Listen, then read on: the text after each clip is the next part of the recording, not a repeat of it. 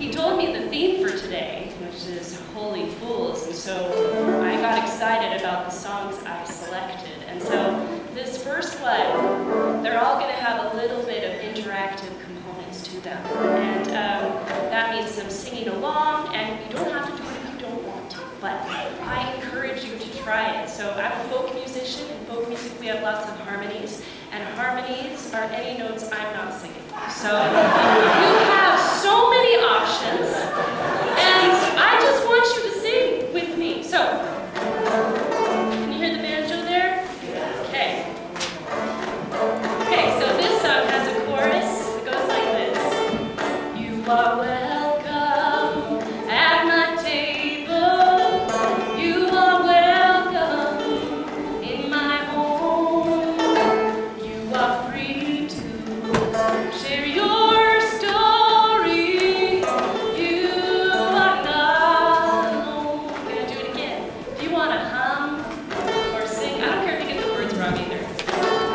Sing whatever you feel with. You are welcome at my table. You are welcome in my home. You are free to share your story. You are not alone. You guys sound great. I love it. Rest your body on my pillow. You can stay here as long as you need. Come on and walk me through your garden. Show me your flowers and your weeds. You are welcome at my table. You are welcome in my home. You are free to share your story. You are not alone. And it's okay if you break some china or spill red wine on the wine rug. If you cry, it doesn't mean you're weak. We all are seeking love. Come to the banquet. Come to the banquet. Come to the banquet now. You are welcome at my table. You are welcome in my home. You are free to share your story. You are not alone. Let's do it out loud. You are welcome at my table. You are welcome in my home. You are free to share your story. You are not alone. Oh, you are not alone.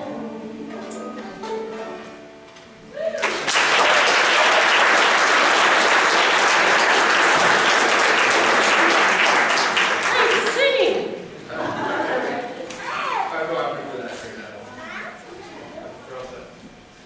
All right, good morning and welcome. What a great way to start. I love that. So I invite you now to rise and body your spirit to sing hymn number 358 in our great hymn, ranked by Wayne. Boy, talk about a change of style. Linda's going to play it one time all the way through for us, and then we can jump in. You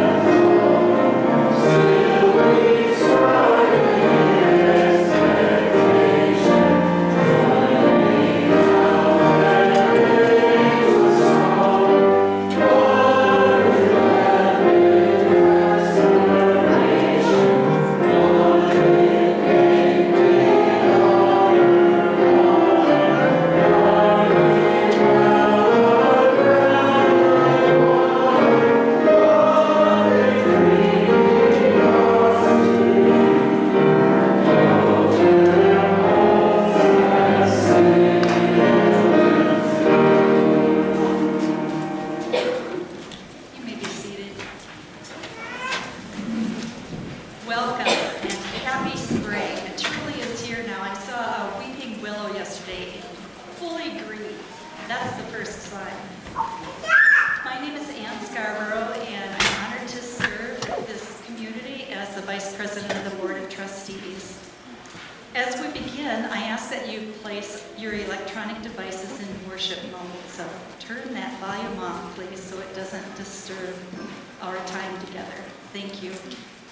I invite you to enjoy the chapel in the back of the sanctuary and to note the joys and concerns in the book there, or to add to them. People review those and act on those accordingly. Children are always welcome in this sanctuary at all times during the service. If you'd like to have us take care of your little ones during the service, we have a nursery downstairs. We also broadcast the service on closed circuit TV. Hi, Tina. Tina Kirkham is in a rehabilitation center after a fall, so she's watching today. There's also a closed circuit downstairs in the social hall and in the nursery. And after the service, everyone is invited downstairs for coffee and snacks and excellent company. Finally, please note the announcements in your order of service, which include many ways to participate in the life of this vibrant community. The other way to find out what is going on and to volunteer if you're interested or to participate is to stop at the happenings up downstairs in the social hall after the service. And now, in the words of Rumi, come whoever you are, whether you come with laughter in your heart or tears. You are welcome here.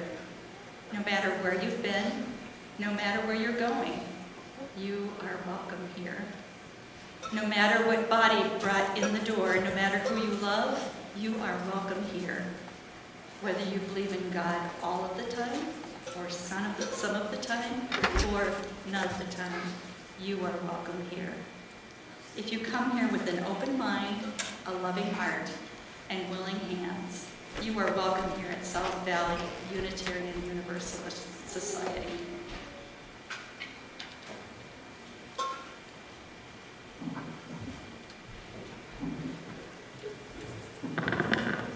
Let me offer my good morning to, I'm Reverend Bob, and it's so good to be back. My pre-candidating is over.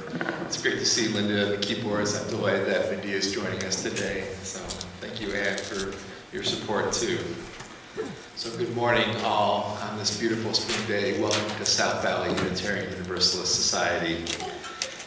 Today is the International Day of Trans Visibility, a day when we celebrate trans folks and affirm that they are valued, loved members of our community.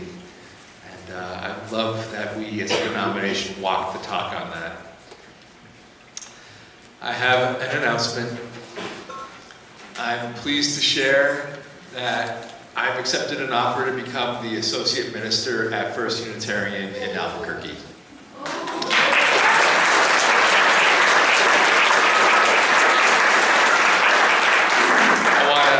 I want to thank all the folks who supported me during the crazy process of those 4 weekends away and all the things I neglected, frankly, because I was constantly getting pulled away from the search. And I really appreciate it. You know, I say this over and over, but you know, in seminary they talk about, they ask you as soon as you arrive, who loved you into the ministry? You know, and I'm a baby minister who is still coming into the ministry, and this congregation has loved me deeper into the ministry, and I'm so grateful to you. So, thank you kindly. So I start at Albuquerque in August. Until then, I am your minister. I am still your minister until the end of July. And we got a lot of things to do. We got a lot to do by the end of this church year. We need to hire a new interim minister to replace me, who's going to serve just for next year. We need to hire an acting director of religious exploration. And we need to begin the search process for our next long-term settled minister, our next Patty Willis, who's going to begin in the fall of 2020. So we got some things to do, and I am absolutely sure that we're going to do all those things. This congregation is healthy, this congregation is energized, and above all, this congregation is you. It's not the minister, it's not the DRE, it's you, and you are doing great. So, that's no kind of segue, but today our service is about Unitarian Universalist jokes. What I just said was not a joke. I meant it entirely seriously. But it is a service that's going to be a little more irreverent than usual, which is really saying something for me. In fact, you might be a little less sad to see me go once you've experienced this service. You may be like, all right, dude, maybe can we move this up, actually? So what I want to do is start, as we move into the worship space, I want to start by sharing a poem, an excerpt from a poem called 5 Easy Prayers for Pagans. And it's a poem by Philip Appleman. 5 Easy Prayers for Pagans. We'll just read one prayer. It goes, "Oh karma, dharma, pudding and pie, give me a break before I die. Grant me wisdom, will and wit, purity, probity, pluck and grit. Trustworthy, helpful, friendly, kind. Give me great abs and a steel trap mind. And forgive ye, God, some humble advice. These little blessings would suffice to beget an earthly paradise. Make the bad people good and the good people nice.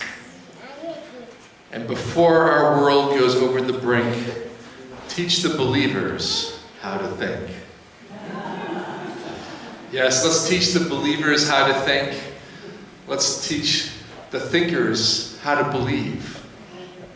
And so in that spirit, that very Unitarian Universalist spirit, come, let us celebrate together. I invite you now to rise and body your spirit to sing hymn number 298, "Wake Now My Senses."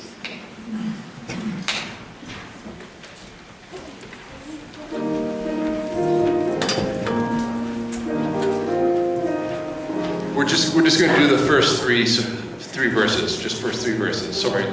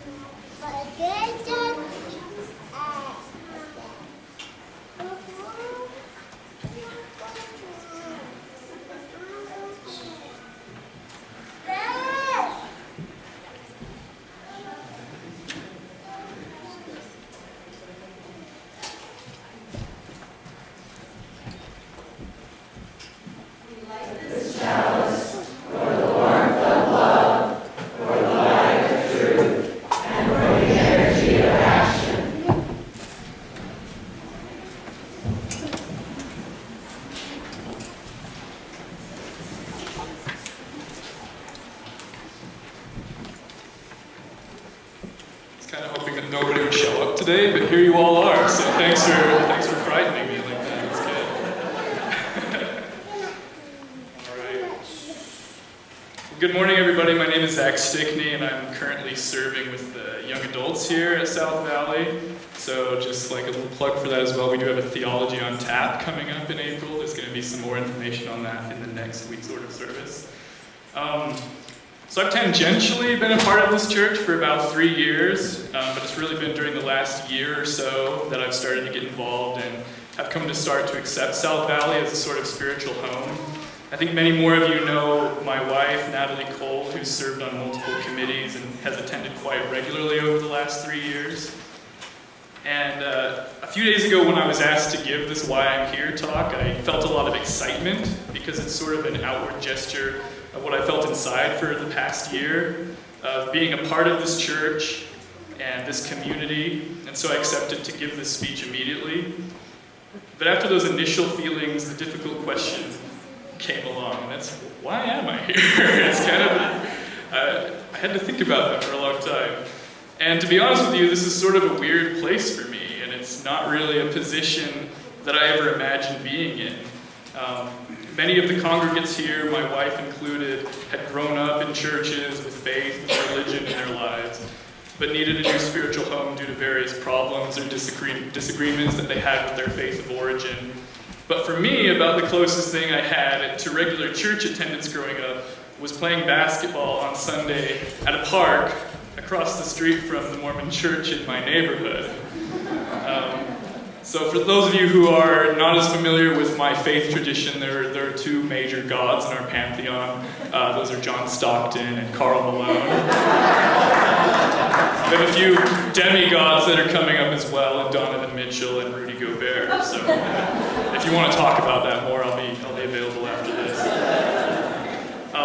But so during that time, as my neighbors walked to church in their Sunday best, looking very clean, very really tight button collars and ties, and the women coming in their dresses, I just walked a little bit further with like a very dirty basketball in my hand.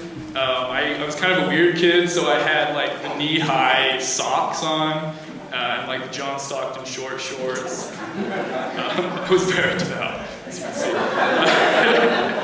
And I won't lie to you, what I was doing seemed to be a lot better than whatever it was that they were doing. And as I'm up here, basketball still sounds quite a lot better. The Final Four is coming up. We've got March Madness going on, so that's what I'll be doing afterward. But the point anyway is that church wasn't and hasn't really been a part of my life. I didn't think it was something that I needed. It certainly wasn't something that I wanted. And so given all of that, the question comes up again, why am I here?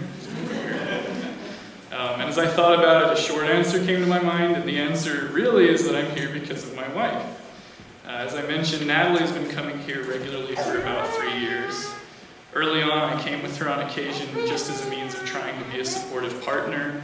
I was happy that she had found something here. This church seemed like a valuable part of her healing, of putting creative energy to good use, and I wanted to support and affirm that.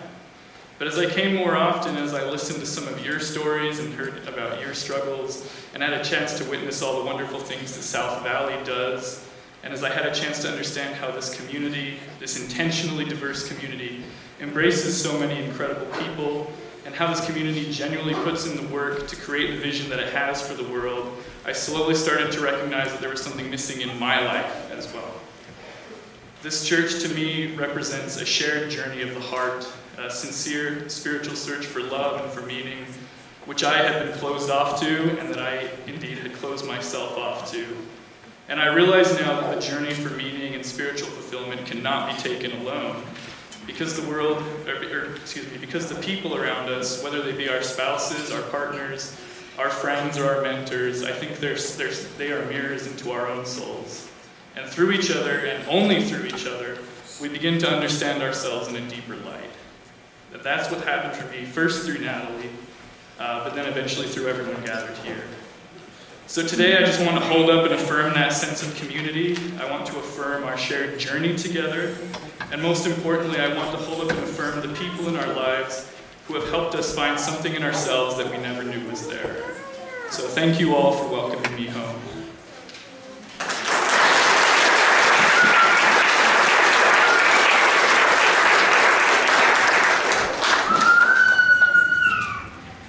All right, I'd like to call up Liz Martin, our dear Liz Martin, is terribly sick right now. She's got a respiratory infection, so she's out today. And so it's me doing the time for all ages. So I'd like to invite up all the young folks and the young at heart. Come on forward.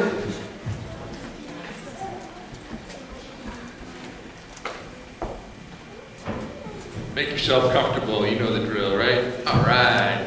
Hi, everybody. What's going on? It's good to see you. Hi. How are you? Good? You seem happy. That's really good. All right. Hi, everybody. Greet your friends. That's really great. Okay. What am I doing right now? Yoga, right? I'm actually falling over, but I'm doing yoga. This is kind of...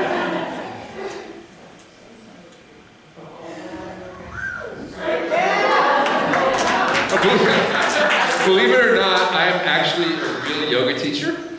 I'm not teaching right now for obvious reasons, but I'm teaching yoga. So you guys know what yoga is, right? It's like breathing and yeah, you do a lot of yoga. All right, cool. Did you know that there are other kinds of yoga? Are there? Can you name another kind of yoga, or you didn't know that, Ruben? Okay. What other kinds of yoga are there? Yogurt. Yes, that is the creamy yoga that we all love. Sometimes there's fruit in the bottom. That's right. Well, we're going to try a type of yoga today called laughing yoga. Have you ever done laughing yoga? All right. Well, let me walk you through this. So first, we got to get in the right position. So that means everyone needs to just lie down and get comfortable. All right? I'll join you.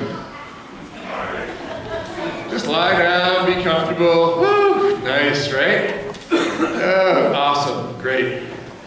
So now we're going to try some different kinds of laughs. You don't want to lie down? You don't have to lie down. Everything by consent here, right? We're used.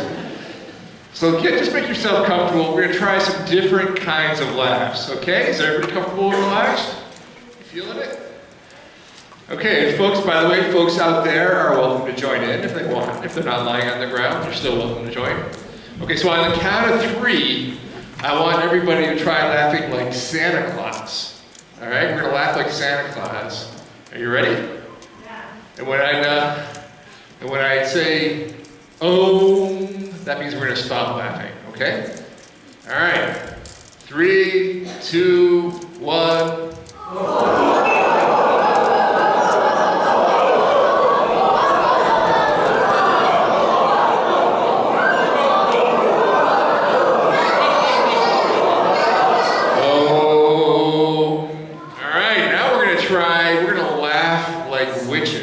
Laugh like witches, all right? 3, 2, 1.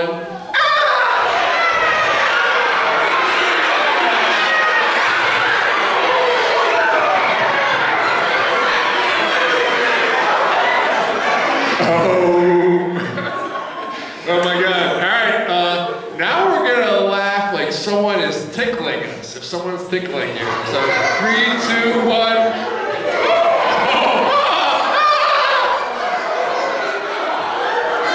There's some actual tickling going on. Oh. All right, final one. We're going to laugh our silliest laughs. Our silliest laughs. 3, 2, 1.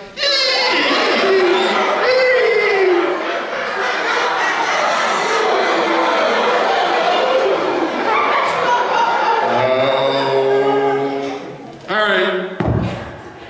You can get up now. So, how do you guys feel? You just been fake laughing. I know it's not the real thing, but maybe there was a little real laughing. So how did that make you feel? Happy? Good? You're not sure? You feel mad? Mad? Some of us feel mad. That's okay. That's a legitimate response. Mad. All right. Well, you know, laughing usually makes us feel pretty good. And we're more relaxed and we're less worried. You know, and maybe we should try to laugh every single day, don't you think? So that's the lesson. Let's try to laugh every single day, including today. All right, and now all the folks who are going down to Arby, it's time to go down to Arby. Let's sit you down. Thank you.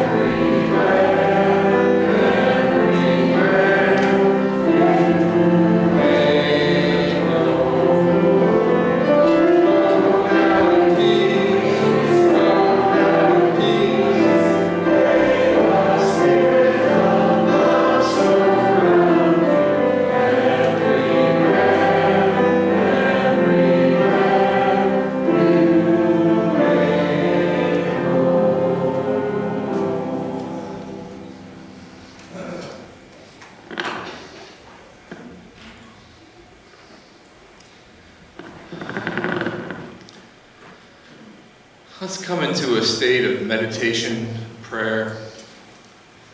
Find a comfortable position. Let your body be supported by your seat. Let your breath deepen and soften.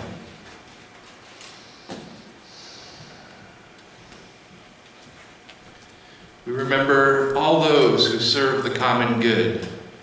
May their efforts bring wholeness into the world.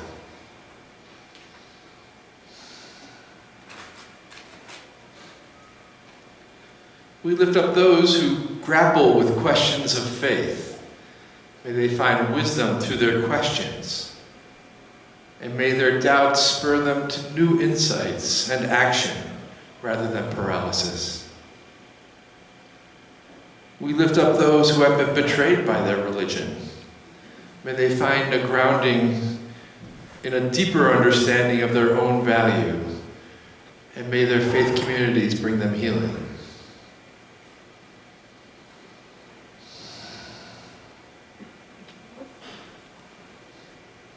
On this day we mourn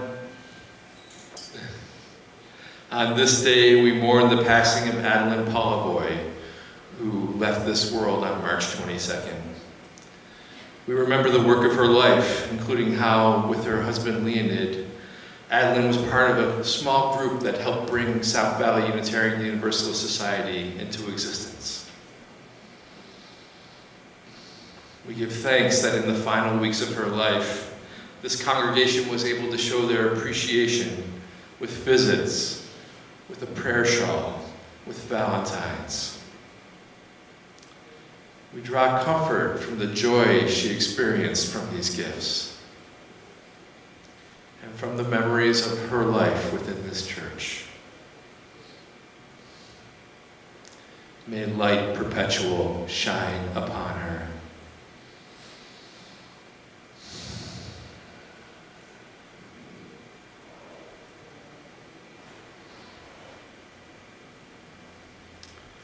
We ask for blessings on all those who are healing, including Sandra Roach, Tina Kirkham, Bonnie Kaufman, Peggy Reiner, and others in our congregation and community.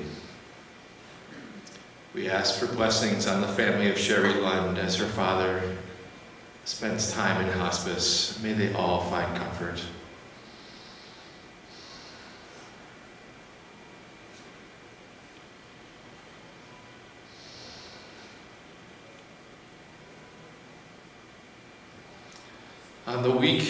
On the day of the Transgender Day of Witness, we support and celebrate the transgender people in our community. We lift up their courage to live their lives with integrity. May they find support and wholeness. We remember the times when we did not live up to our values. We forgive ourselves, we forgive others, and we resolve to begin again in love.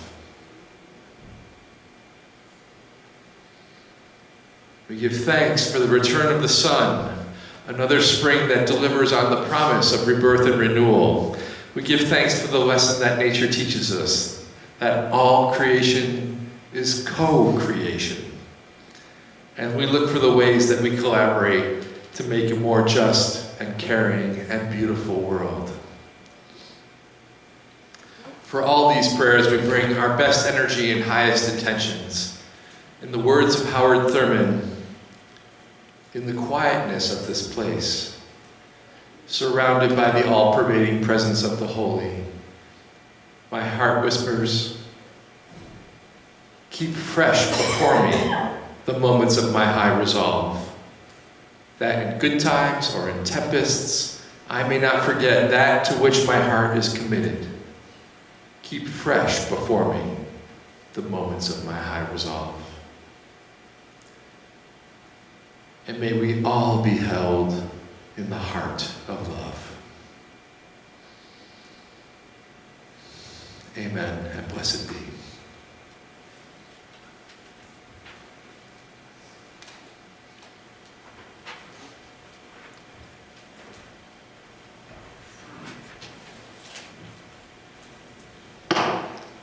It is our practice here at South Valley to split our worship offering with a charitable organization or program that aligns with our values and principles. From April, it will go to the Wildlife Rehabilitation Center of Northern Utah, who is dedicated to the care and rehabilitation of wildlife with the goal of releasing them into their natural habitats. They served more than 2,500 birds and small mammals in 2018. They provide wildlife and environmental education programs to our larger community here in Utah. Will you please join me in saying the words printed in the order of service for our offering? We are this church. We are its hands, its heart, its voice. Together we share in the wealth of this community and sustain it with our gifts.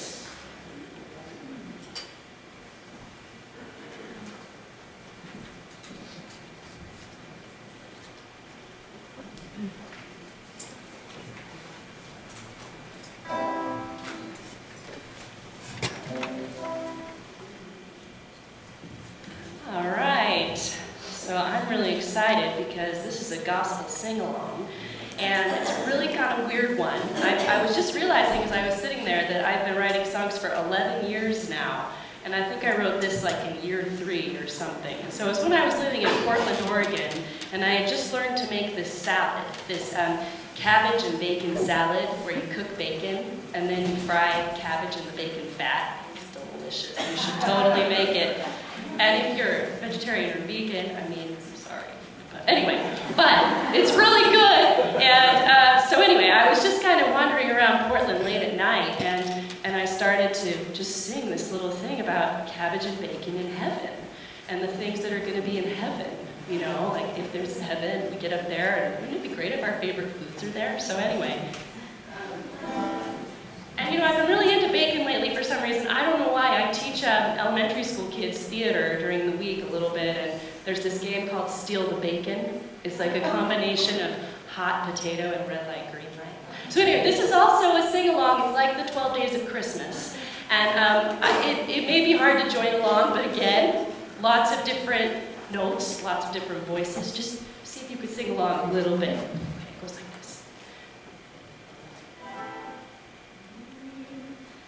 There'll be cabbage in heaven. There'll be cabbage in heaven. There'll be cabbage in heaven at the salad bar. There'll be bacon in heaven. There'll be bacon in heaven. There'll be bacon and cabbage in heaven at the salad bar. The table will be open. The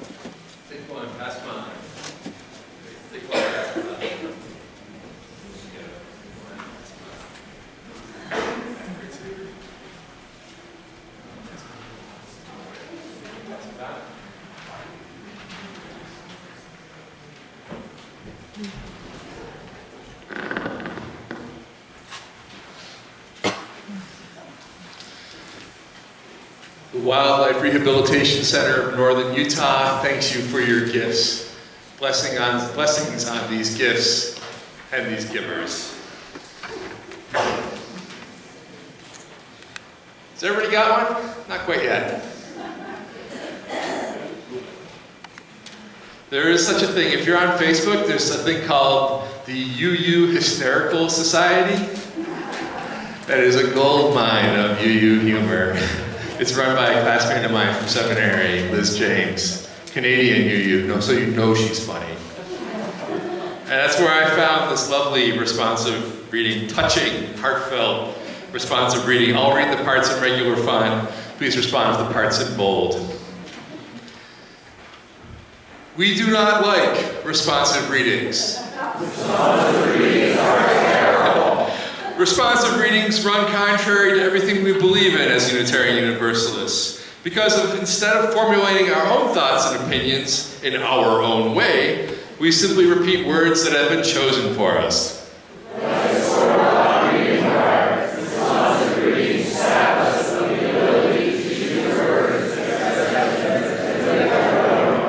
Look, it can make us moo like a cow.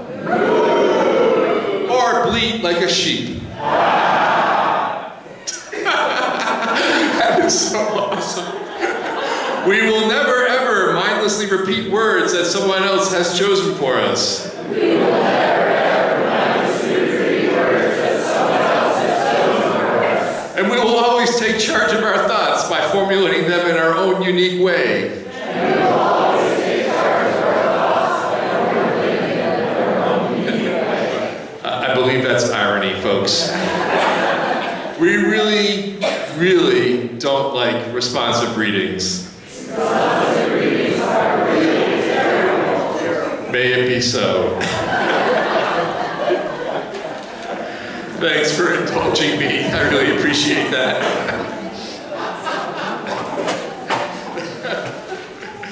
Oh man, only in UU Church, right? So the last time I did a version of this sermon, it was both April Fool's Day and Easter. Talk about an easy one, huh?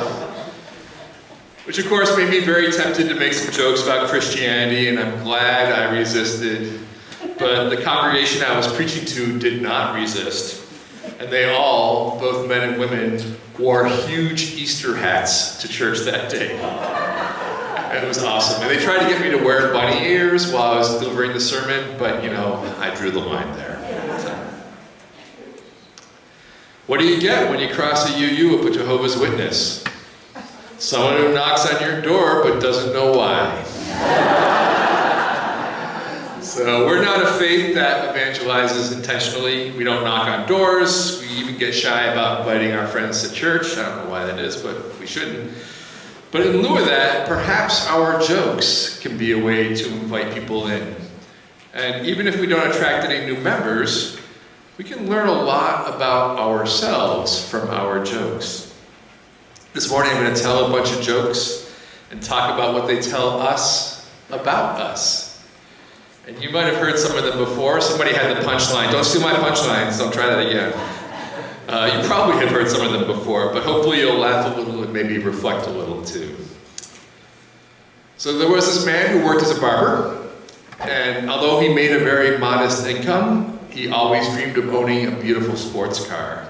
Specifically, he wanted to own a Maserati. After decades of scrimping and saving, he finally bought his dream car. And when he got it, it meant so much to him. It meant so much to him that he needed to have it blessed. So he got in this beautiful car, and he drove down to the Catholic Church, Our Lady of Perpetual Guilt. And he walked, I can make that joke, I'm a former Catholic. And he walked into the office and said, "Father, I'd like you to bless my Maserati." And the good priest said, "Well, I'd be delighted too, but I have to ask you, what is a Maserati?" And the barber said, "I'm sorry, but if you don't know what a Maserati is, I don't want your blessing." So he hopped in his fancy car and he drove to the synagogue. And he walked into the office and said, "Rabbi, will you be willing to bless my Maserati?" And the rabbi, who was a generous man, said, "I'd be delighted to, but I have to ask you, what's a Maserati?" Well, that got the same response from the barber. As he was driving home, he saw a UU meeting house, and he figured he might as well give them a try. And he walked into the office and said, "Hey, Rev, would you be willing to bless my Maserati?" And the minister looked up and said, "You have a Maserati? Wow, can I look at it?"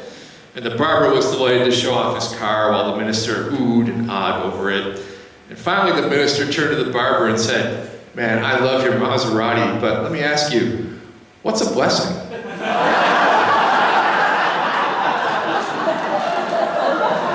So I wonder if this joke was written by a UU or somebody who didn't like UUs. Clearly the implication is that UUs are well aware of worldly things, but don't know much about the sacred. And about the worldly things, that's actually not a totally unfair assessment. Taken as a whole, Unitarian Universalists on average have more education in the form of degrees, and they tend to make more money than the average churchgoer. Now, for the records, I don't like those kinds of sweeping statements because they flatten out the reality of our diversity, even within this congregation. Folks from all classes come to our meeting houses. But there are a lot of folks with financial security among us. And because we don't ask folks to swear to a specific creed, we don't get hung up on supernatural metaphors. We may or may not think that blessings have spiritual powers or divine powers. But we do make blessings that are our real intention to wish the best on a person or a situation. We bless children at naming ceremonies, and we bless new members on Welcome Sundays. And that blessing is our heartfelt wish for good. Whether that comes with an intervention from the divine or not, that depends on the faith of the individual in the pew. You get to make your own decisions. Either way, it doesn't make the blessing any less heartfelt or real, if you ask me. So here's another one. A sign of the Unitarian Church said, "Bible study at 7 p.m. Bring your Bible and a pair of scissors." So this joke tells us something important about our sources of our faith, our sacred texts, and how we treat them. And you can see in the front of your gray hymnal our 6 sources. One of them is Jewish and Christian teachings, which call us to respond to God's love by loving our neighbors as ourselves. Another is wisdom from the world's religions, which inspires us in our ethical and spiritual life. Neither of these sources comes with a footnote that says, if you want to draw from this source, you need to believe and follow every single part of it. You don't have to. Now, I'm fond of calling Unitarian Universalism a grown-up religion because just like many other things about being grown up, we're required to make decisions for ourselves. So when we consider a sacred text from one tradition or another, we're obligated to interrogate it. And by interrogate it, I mean ask thoughtfully, what is really meant by this text? Who wrote it and why? What are the implications if I try to live by it? Are there things about my social location, my class, or my gender, or my race that might be giving me a blind spot about how this text would work for other people, folks not of my class, or gender, or race? So we UUs are jokingly called the people of the question mark, but I think that's actually a strength. We do ask questions. It's part of the work that we do.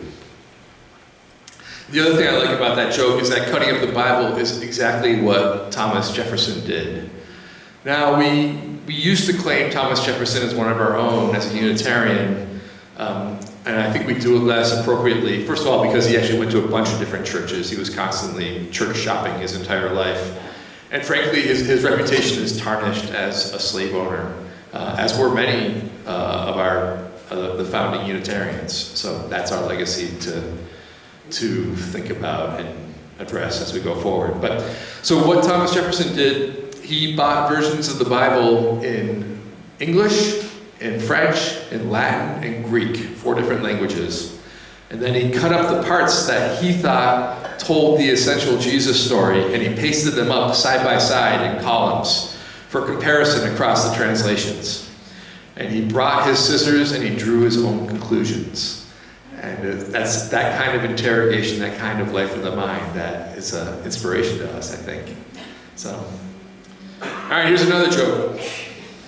So, a visitor to a Unitarian, if you're visiting today, I'm sorry, by the way. Or, I don't know, most sermons are not like this, all right, fair to say. So, a visitor to a Unitarian Universalist church sat through the sermon with growing dismay at the heretical ideas being spouted. And after the sermon, a member of the congregation asked the visitor, "So, how'd you like it?" And the visitor sputtered in outrage. "I can't believe half the things that minister said." "Oh, good," said the congregant. "Then you'll fit right in." I gotta say, as a minister, I really feel this one. But I think constant agreement with the minister, what the minister says, is the enemy of curiosity. And curiosity is the gateway to greater knowledge and the profound awe that comes with new knowledge. I think the agreement to disagree that we permit in our pews can create a positive, healthy tension. It's not easy, it's a tough thing to navigate, but it's really deep. It's a deep spiritual practice to sit with each other across our beliefs. And let me just say that the questions and observations that I hear about my sermons from this congregation and from other congregations, they always impress me. If someone is disagreeing, that means they're paying attention. And that's really flattering. And I hear folks making connections that I never imagined. I hear folks examining their own experiences and engaging with what was shared in a personal and powerful way. And I'm delighted and humbled by it. So, here's a related joke. Why are Unitarian Universalists the worst hymn singers? Because they're always reading ahead to see if they agree with the next line. So that joke reminds me of the way that folks are engaging with the text. And it also points out the shadow side of that engagement. We Unitarian Universalists, and I'll own this, I do it too sometimes, can develop the habit of listening only for what we disagree with, rather than what we agree with. And particularly where art or music or poetry is concerned, we can end up so far in our heads, in our intellect, that we forget to hear and see with our hearts. Some of the art pierces me in the soul. Some art pierces me in the soul, even if it's not my theology, because the emotion behind it transcends everything else. And so there's a lot of Catholic art, especially from the Renaissance, that really does not jive with my intellectual beliefs about the divine. But it is so poignant and so alive to the human experience that I'm profoundly affected by it when I see it. And this joke reminds us that sometimes we just need to sing the darn song and enjoy the melody and the joy of singing in a group. So did you hear the one about the difference between a Unitarian and a Universalist? Universalists think that God is too good to send them to hell. Unitarians think that they are too good for God to send them to hell. So this theology, the theology in this one is only half accurate. Universalists are explicitly Christian, and they're a brand of Christianity that believes in a thoroughly benevolent God who forgives and redeems everyone, salvation for everyone. And by 1961, when Unitarians and Universalists merged to create the Unitarian Universalist Association of Congregations, being Unitarian could mean a lot of different things. There were humanist, there were Unitarian congregations that were like progressive Protestant congregations. There were humanist Unitarian ministers, easy for you to say, and lay-led Unitarian fellowships that were pretty explicitly atheist. So those Unitarians didn't literally think they were too good for God to send them to hell. They just didn't think of God much at all. And they certainly didn't think about hell. So Universalists tend to be more rural, less formally educated. Unitarians tended to be more of the manager class, if not outright wealthy. So it was an awkward match in 1961 when they came together. And what the joke points out is that we UUs are an amalgam of two specific threads of religious thought. And to be honest, sometimes those threads don't overlap. That's probably fodder for a sermon in the future. But again, I think that's the seeds of the dynamic tension of different theologies that we have together in these pews that actually is a source of strength for us. So the last thing I have to say is not a joke, but a dream that I had about making a joke. This is a real dream that I had. So the first time I started working on this sermon, I had a dream, and in this dream, I was at some kind of Unitarian Universalist gathering, and in the dream, I got up and I was the minister, and I got up and made an introduction to the program. And as part of the introduction, I told a little joke. And to be totally honest, I cannot remember the joke I told in the dream. But I do remember that in my dream, as soon as I told the joke, the room fell silent. And there was no laughing at all, just this awkward silence that was louder than a bomb. And I realized immediately that my little joke had insulted some members of the crowd. I realized that joke I told had revealed some bias in me that I didn't realize I had. I made a terrible misjudgment, and what I thought was funny was actually just mean.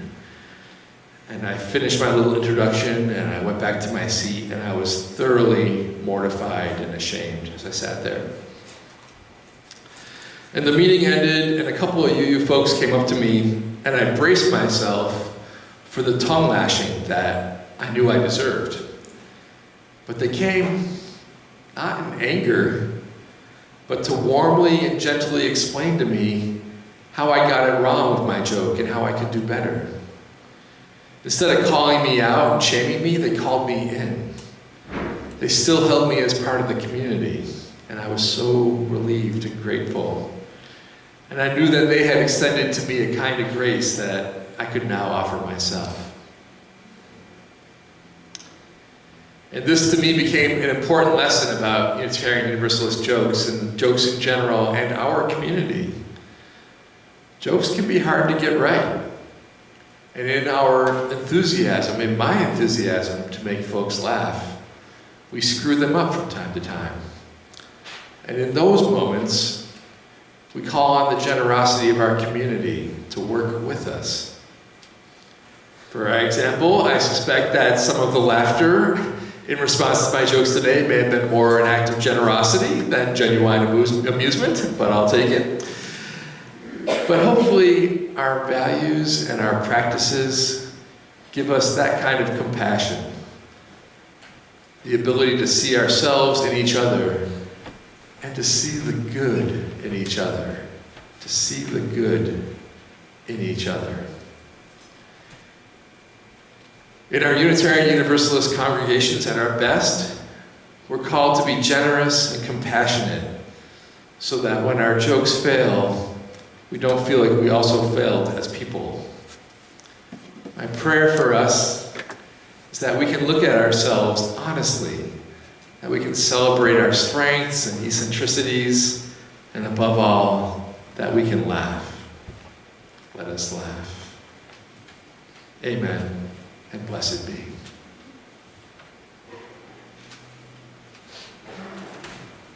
I invite you to rise in spirit. Jan's going to lead us in this little light. And those who are opening your hymnals, turn back.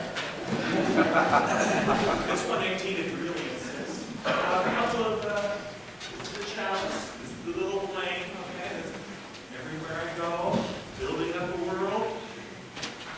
Now, make room between yourselves and do what I do more foolishly than I do. That's a challenge.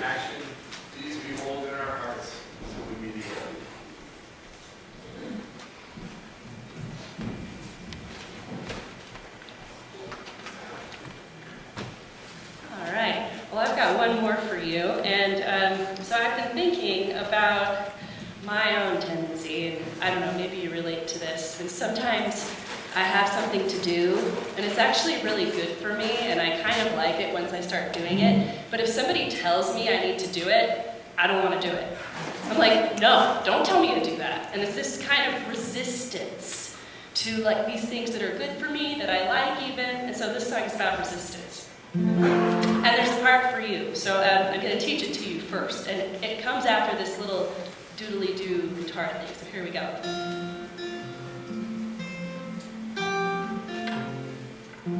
Resistance. That's it, okay? Let's practice it, okay?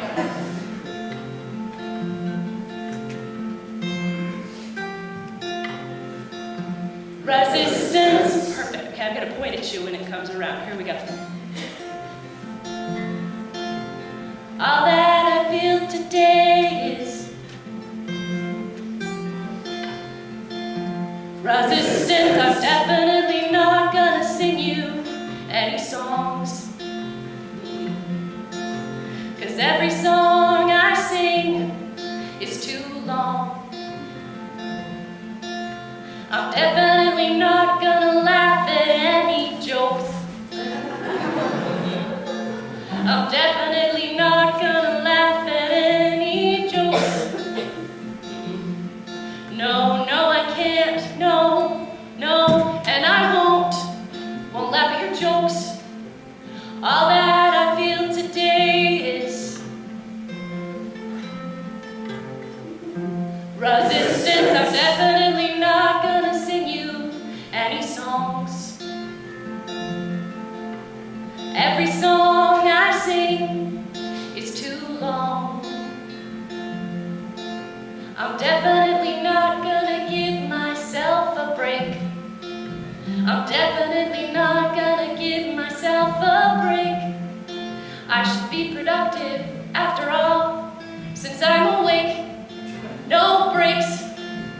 All that I feel today is resistance. I'm definitely not gonna sing you any songs, 'cause every song I sing, it's too long. I'm definitely not gonna sing another verse. I'm definitely not gonna sing another verse. Oh my gosh, here I am. I'm making it worse. I'm singing a verse. All that I feel today is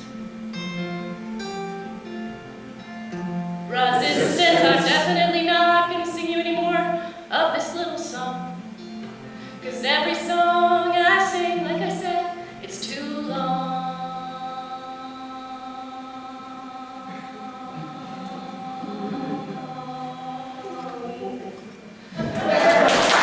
Thank you.